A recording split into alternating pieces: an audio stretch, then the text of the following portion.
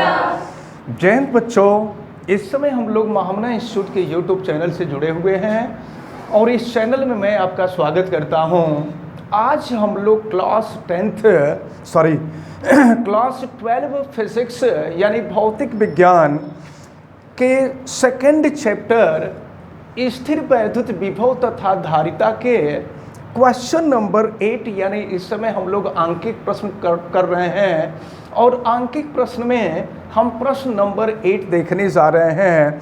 इसको मैं शुरू करूं इसके पहले मैं आपको बता दूं कि अगर आप चैनल पे नए हैं तो चैनल को सब्सक्राइब कर लीजिए और अगर किसी प्रकार की कोई दिक्कत समझ में आती है तो आप हमें कमेंट करके बताएं भी। बेल आइकन को भी प्रेस करें और वीडियो को मैक्सिमम स्टूडेंट तक शेयर करें ताकि मैक्सिमम स्टूडेंट इसको अच्छी तरह से समझ सकें और वीडियो को लाइक ज़रूर करें। तो चलिए शुरू करते हैं हम क्वेश्चन नंबर 8। क्वेश्चन नंबर 8 में दिया हुआ है, प्लेटों के बीच वायु वाले एक समांतर प्लेट संधारित्र, एक समांतर प्लेट संधारित्र है जिनके प्लेटों के बीच वायु भरा हुआ है। प्लेटों के बीच वायु वाले एक समांतर प्लेट संधारित्र के प्रत्येक प्लेट का क्षेत्रफल, देखिए क्षेत्रफल, प्लेटों का जो क्षेत्रफल होता है वो ए होता है। इसको हम लोग क्वेश्चन पढ़ते जाएं और वैल्यू नोट करते जाएं। तो प्रत्येक प्लेट का क्षेत्रफल ए इक्वल टू दिया हुआ है 6 × 10⁻³ मीटर स्क्वायर तथा उनके बीच की दूरी, देखें प्लेटों के बीच की जो दूरी होती है वो डी होती है। डी का मान आपको दिया हुआ है और ये दिया हुआ है 3 मिलीमीटर। मिलीमीटर को हम मीटर में कन्वर्ट कर दें तो मिलीमीटर को मीटर में कन्वर्ट करने के लिए 1000 से भाग देते हैं। 1000 का मतलब 10⁻³ से डिवाइड करते हैं और 10⁻³ ऊपर जाएगा तो 10⁻³ हो जाएगा। तो ये हो जाएगा आपका 3 × 10⁻³ मीटर। तो आपसे कहा जा रहा है संधारित्र के धारिता का परिकलन कीजिए। आपसे संधारित्र की धारिता पूछी जा रही है कि संधारित्र की धारिता कितनी है। देखें आपको पता है कि समांतर प्लेट संधारित्र की धारिता C = ε0 KA/D होता है। लेकिन याद रखे रहिएगा क्वेश्चन में कहा गया है वायु संधारित्र। वायु संधारित्र यानी प्लेटों के बीच वायु भरा गया है। तो जब प्लेटों के बीच वायु होता है इसका मतलब ये हुआ कि कोई परावैद्युत पदार्थ नहीं भरा गया है। और जब कोई परावैद्युत पदार्थ नहीं भरा गया होता है तो संधारित्र की धारिता को हम C0 से रिप्रेजेंट करते हैं। और चलिए अब हम सबकी वैल्यू रखते हैं यहाँ पर। तो ε0 की वैल्यू आपको मालूम है 8.85 × 10⁻12 होती है और के वायु है। तो वायु अथवा निर्वात के लिए के की वैल्यू जो है 1 हो जाती है। और इसके बाद हम क्षेत्रफल देखें, क्षेत्रफल क्या दिया हुआ है। देखिए प्लेटों, हाँ क्षेत्रफल ए की जो वैल्यू है ये आपको दिया हुआ है 6 × 10⁻³ डी प्लेटों के बीच की दूरी है और ये वैल्यू 3 × 10⁻³ है। तो संधारित्र की धारिता आपसे पूछी जा रही है। चलिए देखिए वैल्यू निकालें। C0 = देखिए हम 3 से इसको कट कर देंगे तो 2 हो जाएगा और 2 का हम लोग 8.85 में मल्टीप्लाई कर देते हैं तो 2 5 जा 0 हो जाएगा, और 2 8 जा 16 और 1 17 हो जाएगा, कैरी 1, और फिर 2 8 जा 17 16 और 1 हो जाएगा 17। डेसिमल का 2 प्लेस लेंगे तो ये हो जाएगा 17.7, और फिर देखें ये मिलेगा आपको 10 का पावर -3 से 10 का पावर -3 कैंसिल हो जाएगा, और यहाँ 0 हम हटा सकते हैं, और ये हो जाएगा 10 का पावर -12 फैरड। अब इसको अगर हम पिको फैरड में कन्वर्ट करना चाहें तो देखें पिको फैरड, ये 1 pico farad equal to 10 to the power -12 farad होता है। तो 10 का पावर -12 को हम अगर हटा दें तो ये हो जाएगा 17.7, ये फैरड हो जाएगा। तो संधारित्र की धारिता आपसे पूछी जा रही थी, संधारित्र की धारिता हम लोग निकाल लिए। अच्छा, अगर इसको हम निकटतम मान में लिखना चाहें तो देखिए दशमलव के बाद 7 है, और 7 5 से बड़ी संख्या है, तो अगर 5 से बड़ी संख्या है तो इसको 1 मानकर इसके पहले वाले में हम जोड़ देंगे, तो 17 में 1 ऐड हो जाएगा, तो ये हो जाएगा 18। और ये देखिए फैरड को हमने कन्वर्ट किया था पिको फैरड में, तो ये हो जाएगा 18 पिको फैरड। अब देखें क्या है, इसी में कुछ और आपसे पूछ रहा है, यदि इस संधारित्र को 100 वोल्ट के संभरण से जोड़ दिया जाए, संभरण का मतलब स्रोत, वैद्युत स्रोत, आवेश स्रोत, तो इस संधारित्र को अगर 100 वोल्ट के संभरण से जोड़ दिया जाए, चूंकि प्लेटों के बीच कोई माध्यम नहीं है, वायु है, तो जब प्लेटों के बीच वायु होता है तो उस स्थिति में विभवांतर जो होता है उसे हम V0 से रिप्रेजेंट करते हैं, और V0 की वैल्यू आपको दी गई है 100 वोल्ट। तो आपसे कहा जा रहा है संधारित्र के प्रत्येक प्लेट पर कितना आवेश होगा, संधारित्र के प्रत्येक प्लेट पर आवेश पूछा जा रहा है। तो देखें आपको पता है कि Q = होता है CV, लेकिन यहाँ पर जो धारिता है C0 है और विभव भी V0 है। अब हम रख करके वैल्यू निकाल लेते हैं, तो ये निकल जाएगा Q = C0 की वैल्यू है 18 पिको फैरड, और फिर हम रख लेते हैं V0 की वैल्यू, तो V0 की वैल्यू है 100, और फिर अब हम यहाँ पर मल्टीप्लाई कर दें तो फिर देखें क्या होगा। लेकिन एक बात तो आपको ध्यान में रखना होगा कि अगर हम ये जो C0 है, C0 को अगर पिको फैरड में रखेंगे और V0 को वोल्ट में रखेंगे तो ये सॉल्व करने का जो मेथड है ये अनुचित कहलाएगा। तो इसलिए हम इसको सीधे सीधे रख लेते हैं, ये 18 पिको फैरड है तो इसको फैरड में कन्वर्ट करके ही रखते हैं, और V0 की जो वैल्यू दी गई है ये 100 है, तो 100 को हम 10 का पावर 2 भी लिख सकते हैं। अब ये हो जाएगा Q = 18, और देखिए 10 का पावर -12 और प्लस हो जाएगा 2, तो 10 का पावर -10 हो जाएगा। और आपको पता है कि विज्ञान की भाषा में दशमलव के पहले एक अंक का होना जरूरी होता है, तो दशमलव के पहले एक अंक लाने के लिए हम 10 से भाग और 10 से गुणा कर देंगे। तो चलिए Q = अगर हम 10 से इसको डिवाइड कर दें तो ये 1.8 हो जाएगा, 10 से भाग दे दिए और 10 से गुणा कर देंगे तो 10 का पावर -9 कूलाम हो जाएगा। यही आपसे पूछा जा रहा था क्वेश्चन नंबर 8 में। और एक बात हम आपको बता दें कि क्वेश्चन नंबर 9 जो दिया हुआ है, ये क्वेश्चन नंबर 9 भी क्वेश्चन नंबर 8 से ही रिलेटेड है। तो चलिए हम यहीं पर क्वेश्चन नंबर 9 भी देख लेते हैं कि क्वेश्चन नंबर 9 में क्या दिया हुआ है, क्योंकि क्वेश्चन नंबर 9 और क्वेश्चन नंबर 8 दोनों एक दूसरे से रिलेटेड हैं। तो हम आपको प्रश्न नंबर 9 यहाँ बता देते हैं। और देखिए क्वेश्चन आप पढ़िए, क्वेश्चन में हम थोड़ा सा शॉर्ट में पढ़ देते हैं। क्वेश्चन नंबर जो 9 दिया हुआ है उसको हम थोड़ा सा शॉर्ट में पढ़ दे रहे हैं।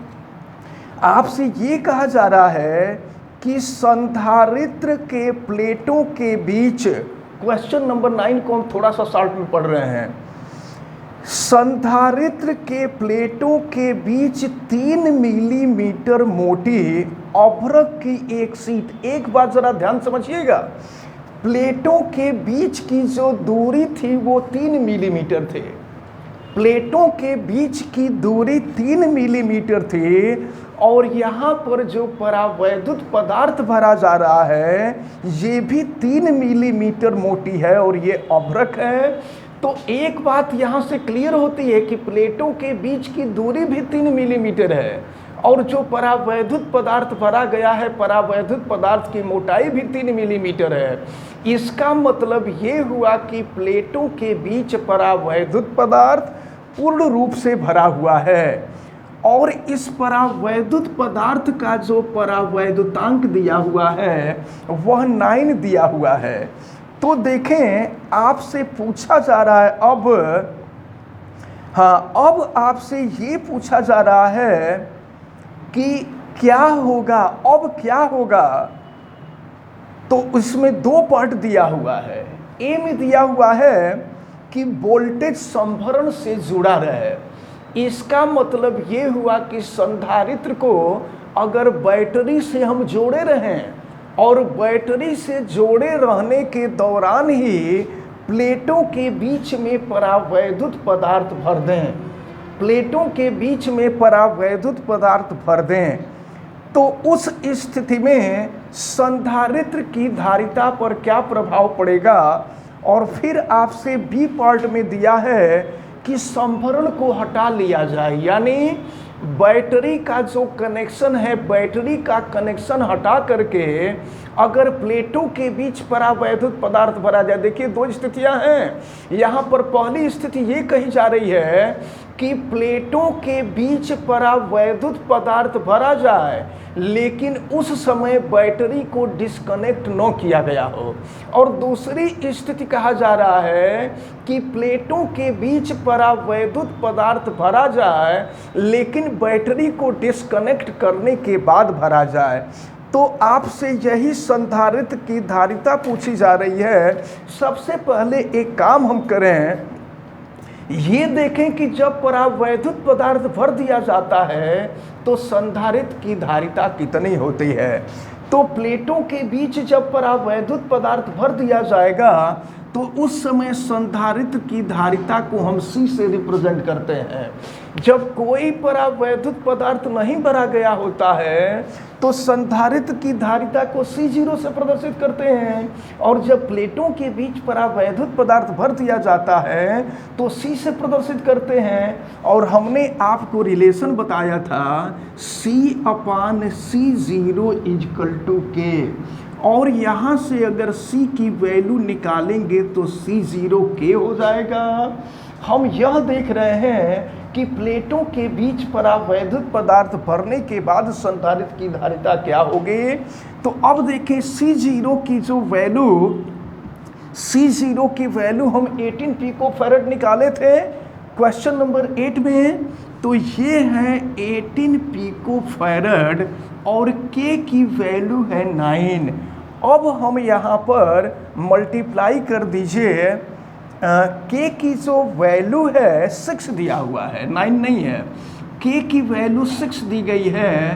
तो अब अगर हम 18 का 6 में मल्टीप्लाई करें तो ये क्या हो जाएगा, ये हो जाएगा 108 पिकोफैरेड। तो याद रखे रहिए, जब प्लेटों के बीच कोई परावैद्युत पदार्थ नहीं भरा गया था तो संधारित्र की धारिता 18 पिकोफैरेड थे और जब परावैद्युत पदार्थ भर दिया गया तो धारिता 108 पिकोफैरेड हो गई।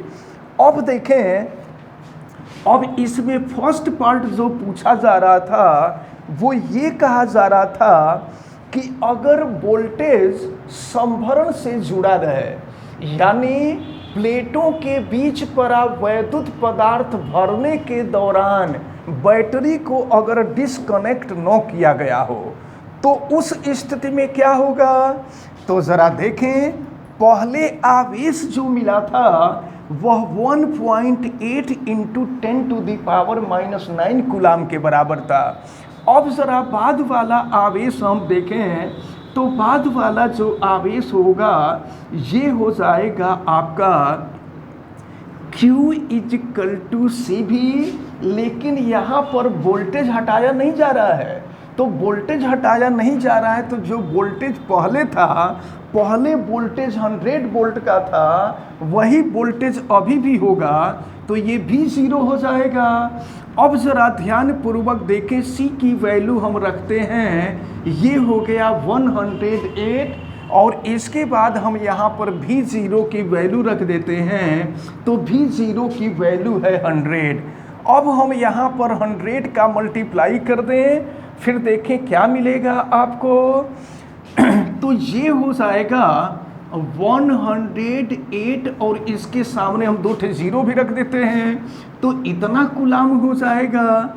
लेकिन इसको विज्ञान की भाषा में अगर हमको लिखना हो तो विज्ञान की भाषा में हम शुद्ध तरीके से लिखेंगे। तो देखिए, दशमलव के पहले एक अंक हमें लाना होगा, तो दशमलव अगर यहाँ लाना होगा तो इसके बाद 4 अंक हो जाएंगे, ये हो जाएगा 1.08 इंटू ये हो जाएगा 10⁻⁴ कूलाम। तो ध्यान पूर्वक देखें, पहले जो आवेश था वह 1.8 इंटू 10⁻⁹ कूलाम का आवेश था, और अब जो आवेश है 1.08 इंटू 10⁴ कूलाम का आवेश है। आप क्वेश्चन को जरा ध्यान से समझिए, क्वेश्चन में क्या पूछ रहा था।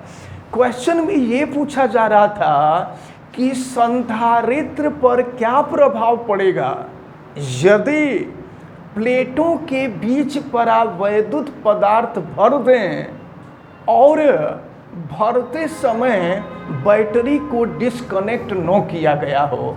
तो ज़रा देखिए आप, जब प्लेटों के बीच कोई परावैद्युत पदार्थ नहीं था तो उस समय आवेश 1.8 इंटू 10⁻⁹ कूलाम का था। अब प्लेटों के बीच परावैद्युत पदार्थ भरने के बाद जब बैटरी को डिस्कनेक्ट नहीं किया गया था, उस स्थिति में आवेश 1.08 इंटू 10⁻⁴ कूलाम हो गया, यानी आवेश की मात्रा बढ़ गई।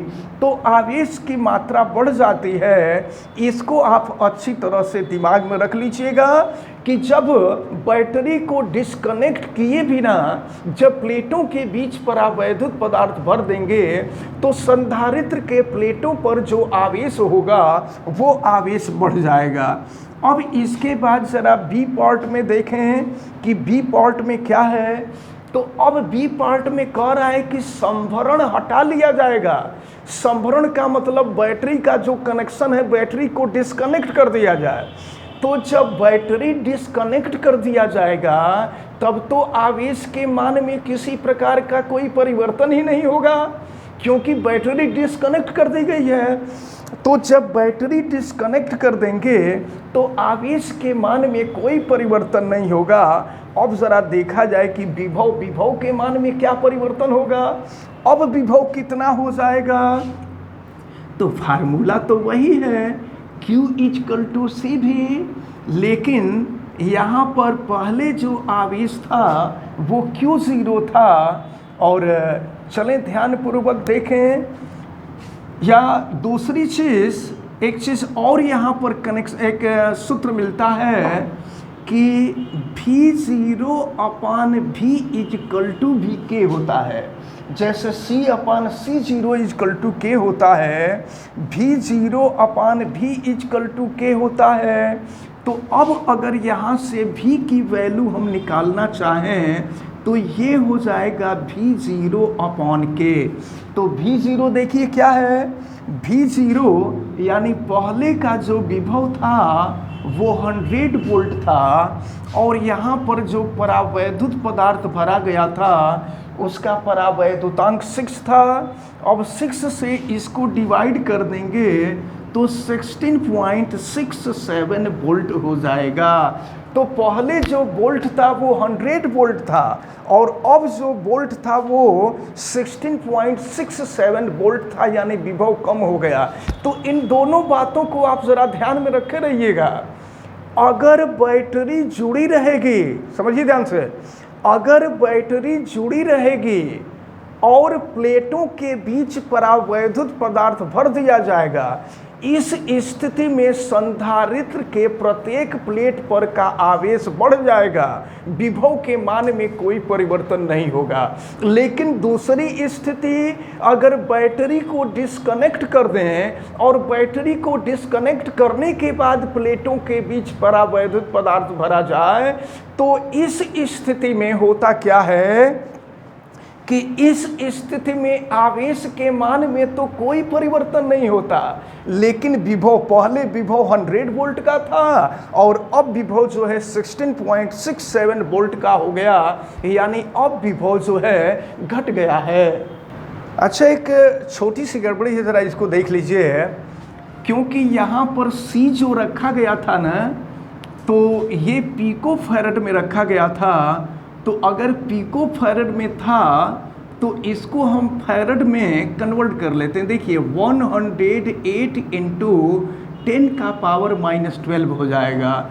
तो फिर यहाँ पर ये आ जाएगा 10 का पावर -12 हो जाएगा और फिर इसको सॉल्व करेंगे तो यहाँ भी 10 का पावर -12 साथ में रख देंगे।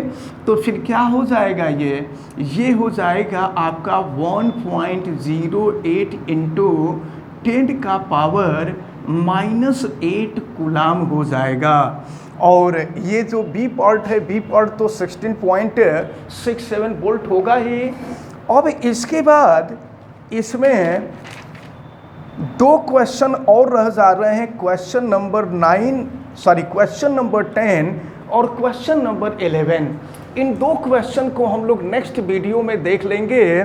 तो अब जो है आज के लिए इतना ही रहने देते हैं। आपको दोनों क्वेश्चन बहुत अच्छी तरह से समझ में आए होंगे। ये क्वेश्चन थोड़ा सा कॉम्प्लिकेटेड ज़रूर था, आपको ध्यान देना होगा। बहुत अच्छी तरह से इसको तैयार करते जाइए, क्योंकि ये सब क्वेश्चन एग्जाम में पूछे जाते हैं। आप वीडियो को लाइक ज़रूर कीजिएगा, चैनल पे नए हैं तो चैनल को सब्सक्राइब भी कर लीजिएगा, आप बेल आइकन को प्रेस भी कीजिएगा और वीडियो को मैक्सिमम स्टूडेंट तक शेयर करें, ताकि मैक्सिमम स्टूडेंट इसको अच्छी तरह से समझ सकें। और अगर किसी प्रकार की कोई दिक्कत समझ में आती है तो हमें कमेंट करके आप बतावें। आप सभी लोगों को बहुत बहुत धन्यवाद। जय हिंद।